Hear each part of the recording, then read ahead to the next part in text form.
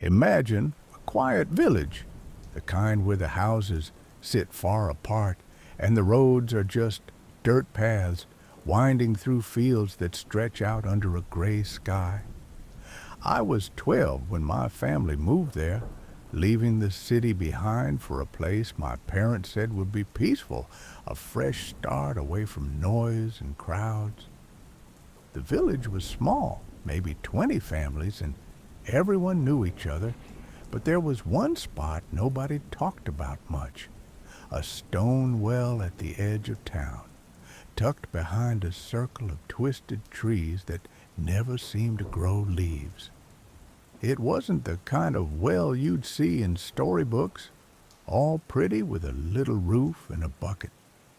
This one was old, its stones crumbling, and the hole in the ground looked so deep you couldn't see the bottom, even with a flashlight. The first time I walked past it on my way to explore the fields, I stopped because I heard something, a faint sound like someone whispering my name, soft and slow, coming up from that dark pit. I told myself it was the wind, or maybe water dripping down there, but it didn't feel right. And when I leaned closer, the whispering stopped, leaving nothing but silence that pressed against my ears. I didn't tell my parents about it, not wanting them to think I was making up stories. But that night, as I lay in bed, I could still hear it in my head, calling me back. A few days later, I asked my new friend Sam about the well, a boy with messy hair who lived 2 houses down and knew all the village secrets, or so he claimed. He got quiet when I brought it up, his eyes darting toward the window like he was checking to see if something was listening, and then he told me nobody went near it anymore, not since his cousin disappeared years ago. The story was that she'd been playing by the well one evening, tossing pebbles into it to hear them splash, when she just vanished. Her shoes were found right by the edge, but there was no sign of her, no sound, nothing. People searched for days, dragging ropes and lights through the fields, but the well was too deep to check properly, and the adults started saying she must have run off or fallen somewhere else. Sam didn't believe that, though. He said he'd been there that day, hiding in the trees, and he swore he heard her laugh, then a whisper, and then silence. He never saw her fall, but he felt like the well took her somehow. I laughed it off, trying to act brave, but his words stuck with me, and the next time I passed the well, I kept my distance, though I couldn't stop myself from listening, wondering if I'd hear that whisper again. It was quiet that time, but the air felt heavy, like something was waiting down there, patient and still. One night, maybe a week after that, I couldn't sleep. My room was too warm, and the village was so silent it almost hurt to listen to it, like the world was holding its breath. I got out of bed and stood by my window, looking out toward the fields, and that's when I saw it, a faint light flickering near the well, so small you'd miss it if you weren't staring at it. It wasn't a lantern or a flashlight. It was soft like a candle, but there was no one holding it, just this glow hovering above the stones, swaying a little in the dark. My heart started beating faster, but I couldn't look away, and then I heard it again, that whisper behind me, drifting through the night, so gentle it almost felt like a lullaby. I told myself it was a dream, that I was still half asleep, but I grabbed my jacket and sneakers anyway, slipping out the back door before I could think too hard about it. I had to know what was down there, even if it scared me. The grass was damp under my feet as I crossed the field, the air cool and thick with the smell of earth, and the closer I got to the well, the louder the whispering grew, though it never got sharp or loud, just steady, pulling me in. When I reached the trees, the light was gone, but the whispering was all around me now, soft and endless, like it was coming from the stones themselves. I stood there, right at the edge of the well, my toes inches from the drop, and looked down into that black hole. Nothing but darkness stared back, so deep it seemed to swallow the moonlight. The whispering was clearer now, not just my name, but words I couldn't quite catch, like someone was telling a story in a language I didn't know, and it made my head feel fuzzy, like I was sinking into it. I don't know how long I stayed there, but at some point I felt a tug, not on my clothes, but inside me, like a thread pulling at my chest, gentle but firm, urging me to lean closer. My hands gripped the stones, cold and rough against my skin, and I thought about Sam's cousin, about how she'd been right here, maybe feeling the same thing, and I wondered if she'd leaned too far, if the well had wanted her the way it seemed to want me now. A part of me wanted to climb over the edge to see what was waiting down there, but then I heard a twig snap behind me, sharp and real, and I spun around. Nothing was there, just the empty trees, but it was enough to break the spell. The whispering faded, slow and reluctant, and I backed away, my breath shaky, feeling like I'd just woken up from something I didn't understand. I ran home, my sneakers slapping the dirt, and didn't stop until I was under my blankets. The village quiet again, but I knew the well wasn't done with me. The next day, I didn't tell anyone what happened, not even Sam. I didn't want him to think I was crazy, and I wasn't sure I believed it myself, like maybe I'd imagined the whole thing in the dark, but I couldn't stay away.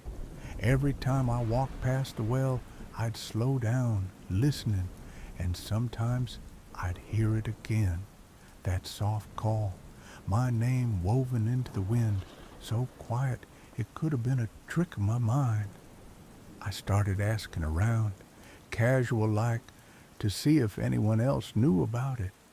Old Mrs. Carter, who'd lived in the village forever, said the well was older than the town, dug by people nobody remembered, and that it used to be a wishing well until folks stopped making wishes there. She didn't say why, just gave me a look and told me to steer clear, her voice low like she was afraid of being overheard. I found a book in the school library too, a dusty thing about local legends, and it mentioned the well, said it wasn't for water, but for listening, whatever that meant, and that people used to throw coins in to hear voices from somewhere else. The book didn't explain much more, but it made me think of that light, that tug, and I started wondering if the well wasn't just a hole in the ground, if it was a door, maybe, to something that whispered back. I didn't go near it at night again, but during the day I'd sit by the trees sometimes, far enough to feel safe, and listen to the silence, waiting for it to break. It never did when I wanted it to, but I knew it was still there, patient, calling in a way I couldn't ignore.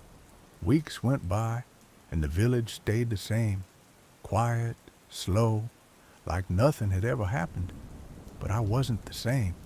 I'd lie awake some nights, thinking about that whisper, about how it knew my name, and I'd wonder what it wanted to tell me. One afternoon, Sam came over, and we ended up by the well again, just sitting in the grass, tossing rocks into the field. He didn't know about my night there, and I didn't bring it up. But he started talking about his cousin again, how he still dreamed about her sometimes, laughing by the well. He said in his dreams she'd turn to him and smile, but her voice wasn't hers. It was lower, older, and it told him things he couldn't remember when he woke up. I didn't say anything, just nodded, but my stomach twisted because I knew that voice, or something like it, and I wondered if it was talking to both of us, waiting for one of us to answer.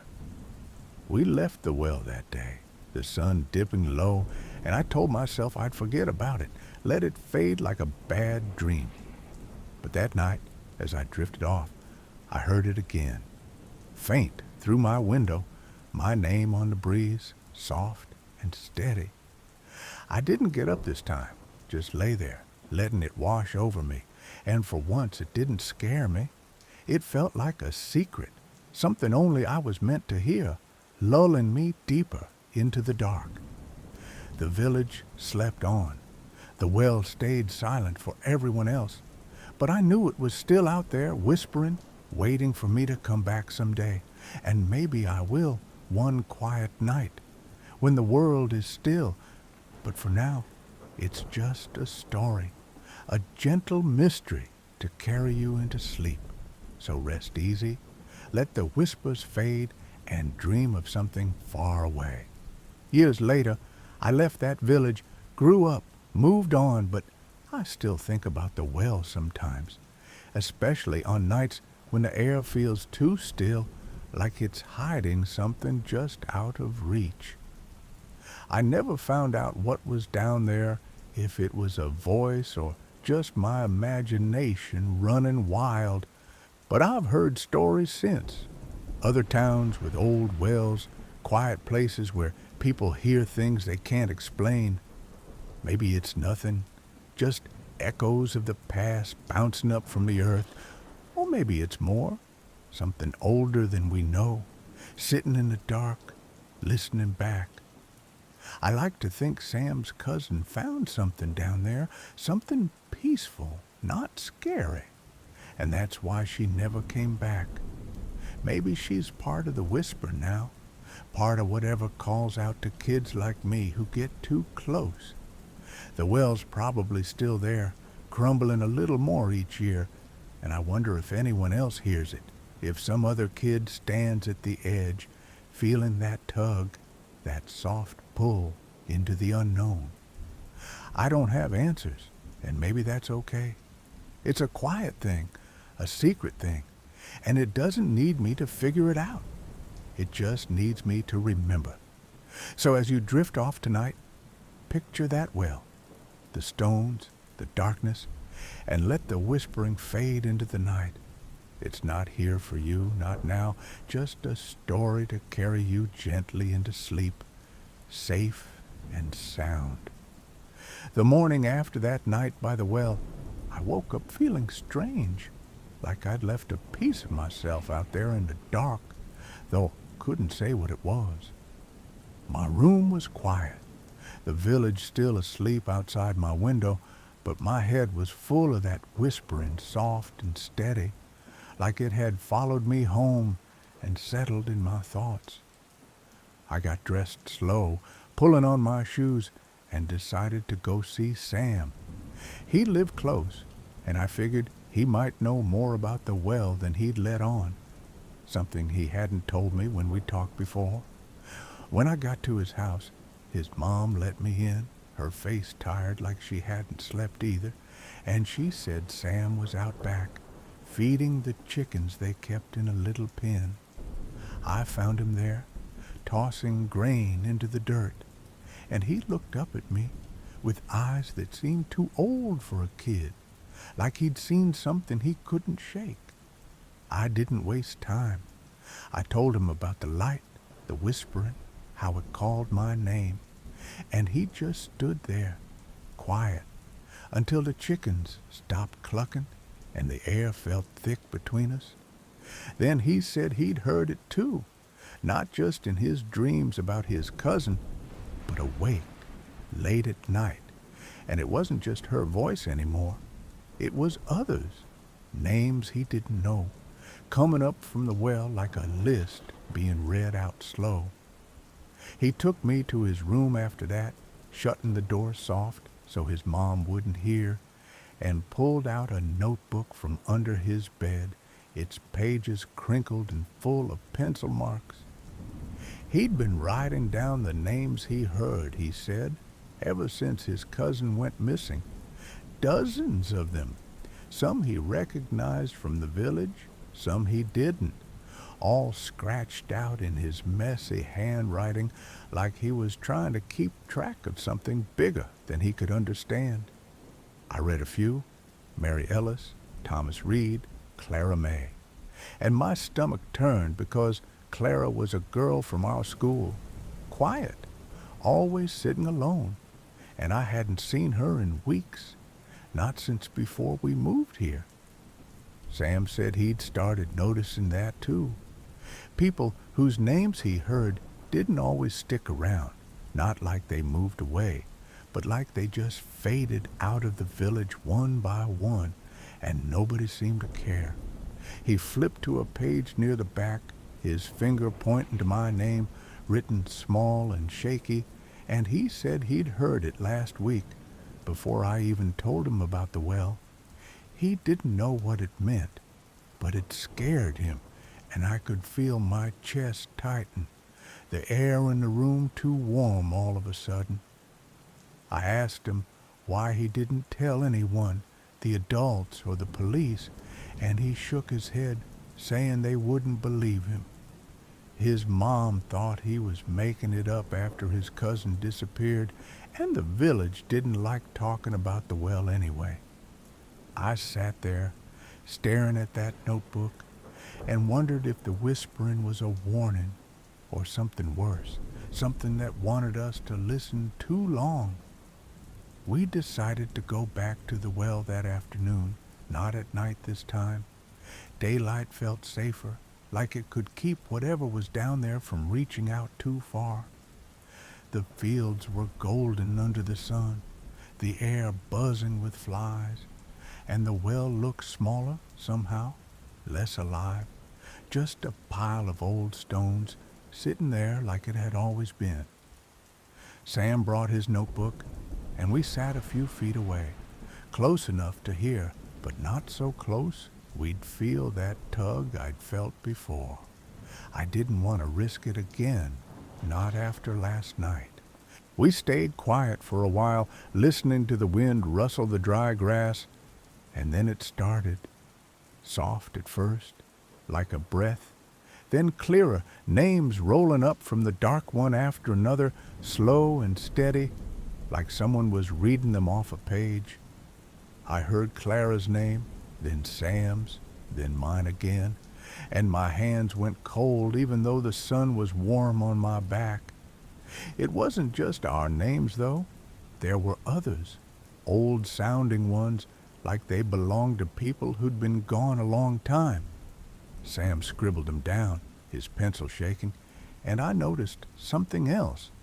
When the whispering said a name, the air around the well rippled just a little, like heat coming off the ground, and I swear I saw shapes in it, faint and blurry, like faces trying to form.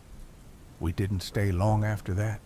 Sam said it was enough, and I agreed, my legs itching to run even though I kept my steps slow, the whispering fading behind us as we headed back to the village. That night, I couldn't stop thinking about those names, the way they sounded so calm, so sure, like the well knew exactly who it was calling. I wondered if Clara had heard hers too, if that's why she wasn't around anymore. I lay in bed, the house creaking around me, and tried to push it out of my mind, but then I heard it again, faint through the walls, my name mixed with others, drifting in from the fields. I didn't get up this time. I pulled the blanket tighter, telling myself it was just the wind, but it kept going, soft and endless, until I couldn't tell if it was outside or in my head. The next day, Sam came by early, his face pale, and said he'd heard something new, not just names, but words, a sentence that kept repeating, "Come see the water."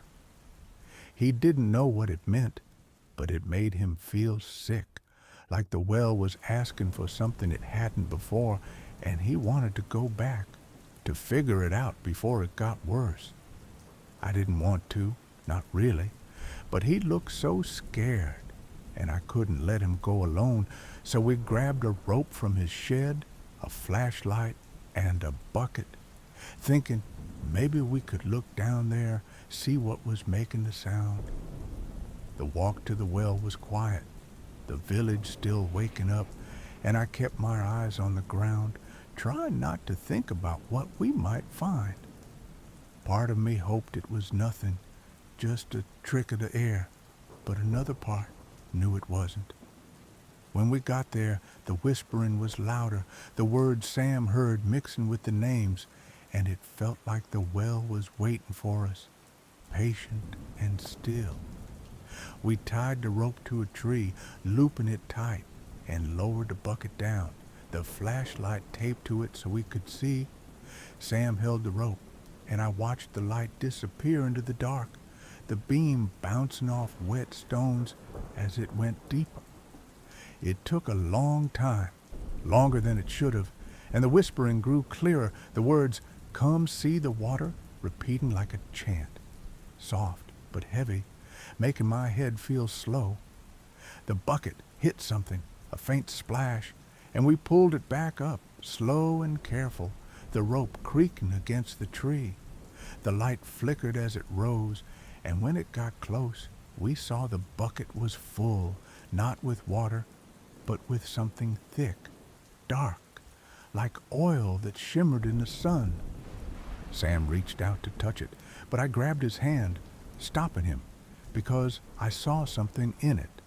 Reflections, not of us, but of faces, dozens of them, moving slow under the surface, their mouths open like they were speaking. The whispering stopped then, sudden and sharp, and the air went still, the bucket swinging between us as we stared at it, too scared to move. I didn't know what it was, but it felt alive, like it was watching us back. We dropped the rope, letting the bucket fall back into the well, and ran, the splash echoing behind us as we stumbled through the fields, our breaths loud in the quiet. When we got to Sam's house, we didn't talk about it, just sat there, catching our breath, the notebook open on the table with all those names staring up at us. The rest of that day, I stayed inside, avoiding the windows, but I couldn't shake the feeling that something had changed. The well wasn't just whispering anymore. It had shown us something, and I didn't know if we'd made it happy or angry. Sam came by later, saying he'd burned a page with my name on it, thinking maybe that would stop it. But his hands were shaking, and I could tell he didn't believe it would work. That night, the whispering came back, louder than before, not just my name, but Sam's too. And those words again, "Come see the water," soft and steady, like a promise. I didn't sleep much, just lay there listening, and in the morning I found a wet spot on my floor right by the window, like something had dripped there in the night. It smelled like the well, sharp and earthy, and I wiped it up fast, my heart pounding. Sam didn't show up at school that day, and when I went to his house, his mom said he was sick, locked in his room, but I could hear him muttering through the door, the same words over and over. I didn't go back to the well after that, not for a while. I told myself it was over, that we'd scared it off. But I knew better. It was still out there, waiting, and I wondered how many names it had left to call. The village stayed quiet, the days rolling on, but I kept the curtains closed, listening for that whisper, soft and patient, creeping through the dark. The days after we dropped that bucket back into the well felt heavy, like the air itself was pressing down on me, and I couldn't stop thinking about Sam, locked in his room, muttering those words over and over. I didn't go see him again, not right away. His mom's worried eyes and the sound of his voice through the door stuck with me, and I needed time to figure out what to do next. The village went on like nothing was wrong. Kids playing in the streets, adults working the fields. But I kept my distance from everyone, staying inside, watching the world through my window. That wet spot by my window didn't come back, but I checked it every morning anyway, running my fingers over the floor, half expecting to feel that sharp, earthy smell again. One afternoon, I saw something out there in the fields, a shape moving slow between the tall grass, too far to make out. But it wasn't a person, not the way it bent and swayed like it didn't have bones. I told myself it was a trick of the light, the sun playing with the shadows, but my hands went cold, and I locked the window tight, even though it was warm outside. The well was out there somewhere, hidden beyond the trees, and I couldn't shake the feeling it was watching me, waiting for me to step too close again. By the third day, I couldn't stay away from Sam anymore. I had to know if he was okay, if he'd stopped hearing the whispers. So I walked to his house, the dirt path crunching under my feet, the air thick with the smell of cut hay. His mom let me in again, quieter this time, and said he'd come out of his room that morning, but he wasn't the same. He wouldn't talk much, just stared out the back window toward the fields like he was looking for something. I found him there, sitting on a chair, his notebook open in his lap, and when he saw me, he didn't smile, just pointed to a new page he'd written on, full of names again, but these were different. Shorter, like pieces of names, not whole ones. He whispered that the well had changed its song, that it wasn't just calling anymore, it was showing him things, faces in his dreams, people he didn't know, all standing in the fields, looking at him. I asked what they looked like, and he said they were blurry, like the shapes I'd seen in that dark water, but their eyes were clear, bright, and they didn't blink. He said it felt like they wanted him to come find him. I didn't know what to say, just sat there with him. The house quiet, except for the fringe, and I wondered if the well was reaching for him now, pulling him in a way it hadn't pulled me yet. We went outside after that, not to the well, but to the edge of his yard, where the field started, the grass tall and dry, swaying soft in the breeze. I wanted to see if he'd point out those faces, if they were real, just in his head. He stood there, staring out, and after a minute, he raised his hand, slow, pointing to a spot maybe 50 feet away, where the grass dipped into a shallow hollow. I squinted, trying to see what he saw, and at first there was nothing, just the wind moving the stalks. Then I caught it, a flicker, like a shadow standing up, too tall to be a person, its edges soft and fuzzy, like it was made of mist. And my breath stopped, because it wasn't alone. Another shape rose beside it, then another, until there were 5 or 6, all still, all facing us. Sam grabbed my arm, his fingers tight, and said they were the ones from his dreams, the ones the well showed him, and I could feel my heart thudding. Slow and heavy, like it was matching the rhythm of something I couldn't hear. I pulled him back toward the house, my voice low, telling him we shouldn't look too long, and he nodded, but his eyes stayed on the field, wide and glassy, like he couldn't pull away. We got inside, shut the door, and I locked it. Even though I knew a lock wouldn't stop whatever was out there, If it wanted in, it would find a way. That night, I stayed at Sam's, sleeping on the couch because he didn't want to be alone, and I didn't either.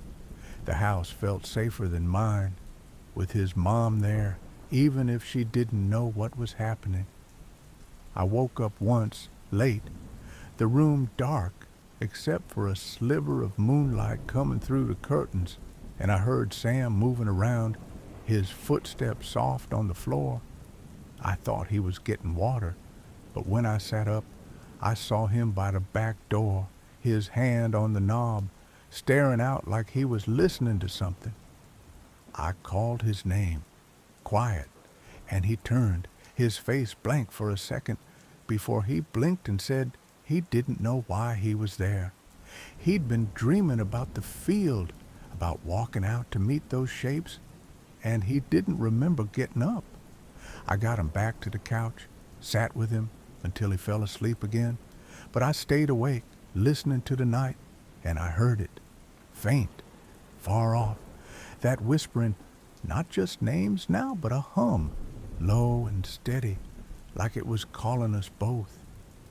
I didn't tell Sam in the morning, didn't want to scare him more, but I knew we couldn't keep pretending it would stop. It was growing, spreading, and I wondered how long we had before it came closer.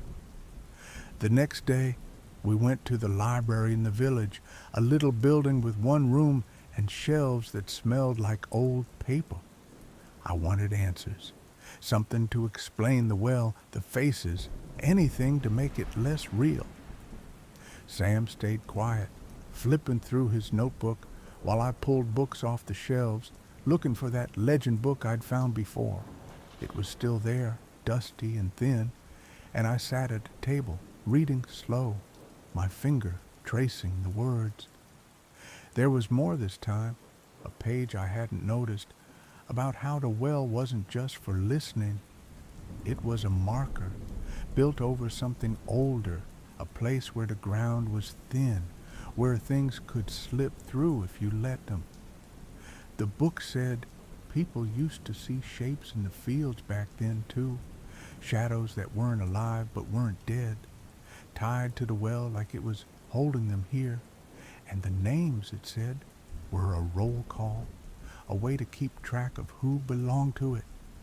I showed Sam, and he went pale, saying that's what he felt in his dreams, like the faces were waiting to be called, and he was part of it now, part of the list. I closed the book, my hand shaky, and told him we'd figure it out, but I didn't know how. The well was stronger than us, older, and I could feel it pulling, even there in the library, soft and patient. We left the library when the sun started dipping, the sky turning orange over the fields, and I noticed something as we walked home. The grass wasn't empty anymore. Those shapes were back, closer this time, standing in little groups, not moving, just watching. Sam saw them too, his breath hitching, and we walked faster, keeping our heads down, but I could feel their eyes, bright and unblinking, following us down the path. I didn't dare look back, afraid of what I'd see if I did. When we got to his house, his mom was cooking, the smell of bread filling the air, and it felt normal for a minute, like the village could still be safe. But then Sam stopped, his hand on the table, and said he heard it again, the hum, louder, coming from outside. I listened, and there it was, steady through the walls, mixed with whispers, names I didn't know, and I realized it wasn't just in the well anymore. It was in the fields, in the air, spreading slow like fog. We sat there, the lights on, pretending we didn't hear it, but it kept going, soft and endless, and I wondered if the shapes were moving closer, if they'd reach the house by night. Sam drew in his notebook, sketching the faces he saw, his pencil scratching quiet, and I watched, feeling the hum settle into my bones, calm but heavy, like it was part of me now. Later, after his mom went to bed, we stayed up, sitting by the window. The curtains cracked just enough to see the fields. They were out there, more of them now, standing still, their shapes clearer in the moonlight, tall and thin, like people stretched too long. Sam said he knew some of them. Clara, maybe his cousin, mixed with others he'd never met, and he thought they weren't angry, just waiting, like they needed us to understand something. I didn't want to understand. I wanted them gone. But the hum was louder, the whispers weaving through it, and I felt that tug again, gentle, pulling me toward the door. Sam felt it too. He stood up, slow, like he couldn't help it, and I grabbed his arm, keeping him there, my voice low, telling him we'd stay inside, wait it out. He nodded, but his eyes were on the field, and I knew he was slipping, hearing things I couldn't yet, things the well wanted him to know. The night stretched on. The shapes didn't move, and the hum filled the house, soft and steady, like a heartbeat under the floor. I didn't sleep, just listened, wondering how many more names it would call before it was done. Below is part 4 of the script for your Midnight Rituals channel video, continuing the story from part 3, The Faces in the Field. This segment is written in simple English with a minimum of 7-line paragraphs, maintaining the suspenseful, engaging, and soothing tone you requested. It picks up directly from the events of part 3 without an introduction or hook, and avoids a closing goodbye as specified. The length is approximately 3,100 to 3,250 words, furthering the horror, conspiracy, and myth elements while keeping the narration calm and sleep-friendly.